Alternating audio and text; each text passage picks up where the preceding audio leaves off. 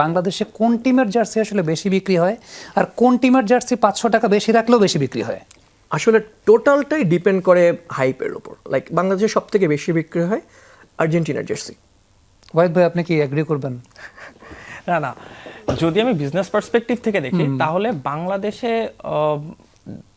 ব্রাজিলের থেকে একটু আর্জেন্টিনার সাপোর্টারের রেশিওটা একটু বেশি।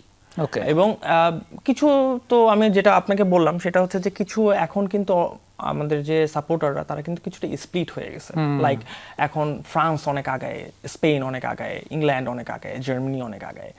তো এই যদি আমি টোটাল কম্প্যাক্ট একটা রেশিও ধরি তাহলে ভাইয়া সঠিক যে আর্জেন্টিনার জার্সিটা একটু বেশি বিক্রি হয় in ratio.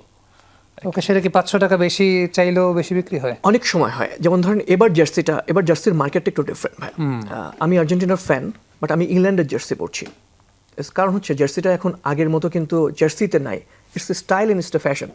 So as a fashion sense আপনি ব্রাজিল করতে পারেন, বাট আপনি অন্য টিমের জার্সি। আমি এবার পার্সোনাল ইউজের জন্য মিনিমাম 15টা জার্সি কিনছি ডিফারেন্ট কান্ট্রি। মেক্সিকোর জার্সি খুব সুন্দর, সৌদি আরবিয়ার জার্সি খুব সুন্দর, স্পেনের red jersey is very good.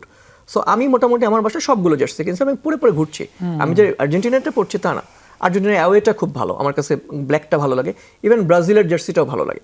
So as a businessman, যেহেতু আমি জার্সির বিজনেস করি, সো আমার কাছে যে অর্ডারগুলো আসে সেই অর্ডার রেশিও অনুযায়ী আমি আপনাকে বললাম যে এখানে যদি 10,000 আর্জেন্টিনার জার্সি হয়, 5-6 হাজার ব্রাজিল হয়, অন্যগুলো এভাবে থাকে। এবং আমাদের সেল প্রোডাক্টটাও এরকম যে আর্জেন্টিনার জার্সিটা সব থেকে বেশি সেল হচ্ছে। আর যেহেতু এবার দেখেন মেসির লাস্ট ওয়ার্ল্ড কাপ, এবার নেইমারের লাস্ট ওয়ার্ল্ড কাপ, রোনালদোর লাস্ট ওয়ার্ল্ড কাপ, সো আসলে 3টা টিমের জার্সির ডিমান্ড অনেক বেশি। সো এই ডিমান্ডগুলো থেকেই আসলে এক্সপ্যান জোনে যেমন আমরা বল রেখেছি, আমরা বিভিন্ন সুভিনিয়র রাখছি, যেগুলো আসলে নর্মালি বিক্রি হয় অনলাইন কিংবা অফলাইন, কারণ আমাদের কিন্তু কোনো মার্চেন্ডাইজ নেই। দ্যাট ইজ এ ভেরি, মানে আমার খুব কষ্ট লাগে যে বাংলাদেশে 20 কোটি মানুষ হলে 17 কোটি ফুটবল ফ্যান, 3 কোটি যেটা বাচ্চা আছে যারা খেলা বুঝে না, ওরাও লাফালাফি করে। আমার বাচ্চা অনেক ছোট বয়স, কিন্তু ফুটবল দেখলে লাফালাফি করে। সো এই 17 কোটি মানুষের দেশে আসলে কোনো ফ্যান জোন থাকবে না, রাতে খেলা দেখে মানে ব্যাক করার সময় খাবার পাবে না। এই জন্যই ফ্যান জোনটাকে মানে চিন্তাটা থেকেই সবকিছু ভাইয়া করা ফ্যান জোনটা।